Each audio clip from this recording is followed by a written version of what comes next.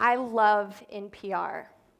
I have an I have an auditory crush on Kai Ryssdal. He could tell me the worst news and I might feel a little bit better about it. My favorite conversations are ones when friends say, "So I heard this thing on NPR." So I heard this thing on NPR about an influx of hate mail coming in complaining about young women's voices. The complaints were that women were sounding unauthoritative, they were sounding timid and not confident and just downright annoying. What these complaints were about vocal fry and Upspeak. So I know it's early in our relationship and we just met, but I have to show you my vocal folds. So the white part is the vocal cord or vocal fold. Those are interchangeable terms.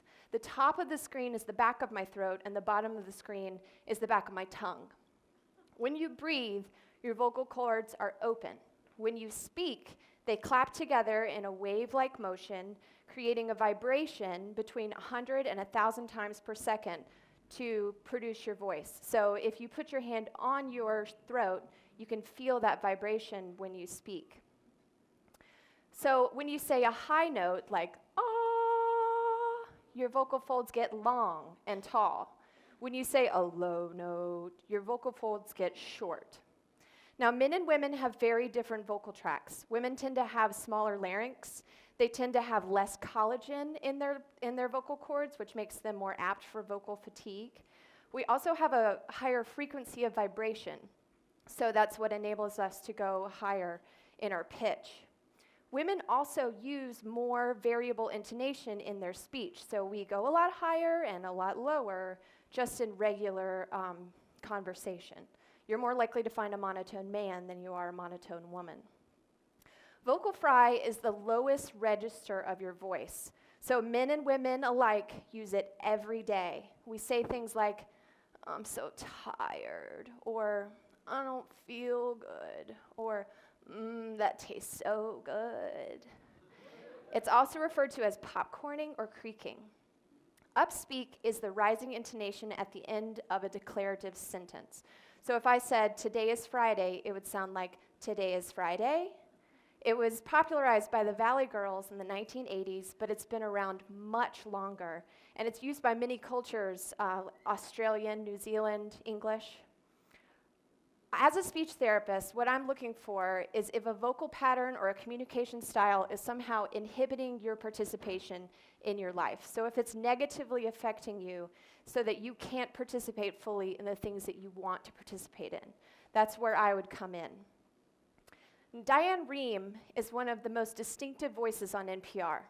So her content is engaging and it's intelligent, but she sounds like she's 90. The reason for that is not because of vocal fry, but because of something called spasmodic dysphonia, which is treated by an ear, nose, and throat doctor with Botox injections. These ladies do have vocal fry and Upspeak, so they are ingrained in our pop culture.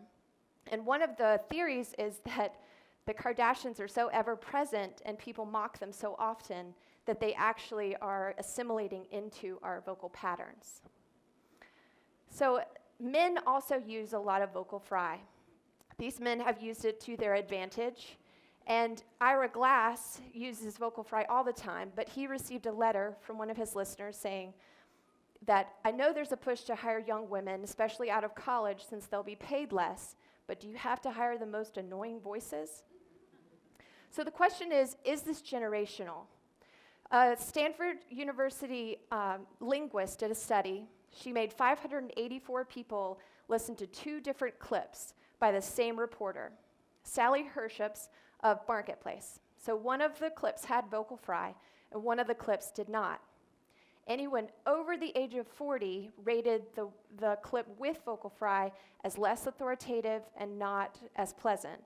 Anyone below the age of 40 rated them both as the same, and they didn't see any difference. So the question is it authoritative?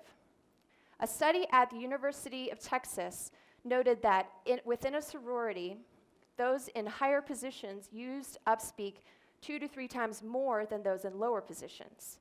A similar study in Hong Kong noted that women and men alike used Upspeak 3 to 7 times more when they were in points of power. than when they were insubordinate. So another philosophy is that people use Upspeak to say, hold up, I'm not done talking. It's called floor holding. And it's incredibly effective, possibly on the congressional floor. A study with Jeopardy noted that men and women used Upspeak 37% of the time. Men used it when they were less successful. Women were using it when they were more successful. Men tended to use it more also when they were surrounded by women. So this is Lake Bell, and she wrote a movie about a young woman trying to break into the voiceover industry. It really outlines how difficult it is, even with good vocal tone and vocal control, to enter into a male-dominated industry. Terry Gross, when she first started her career, noted that men kept telling her women weren't in radio because their voices were too hissy. She soon learned that that wasn't the case. It was only the microphones that weren't adjusted properly, or they were very cheap microphones. And look at all the women we have on NPR reporting regularly now. So Henry Wadsworth Longfellow said, "The human voice is the organ of the soul." People use Upspeak and vocal fry to confirm statements. They use it to express their feelings, and they use it to connect with one another. So be gentle in your assumptions and your judgments, for finding your voice is essential to being heard.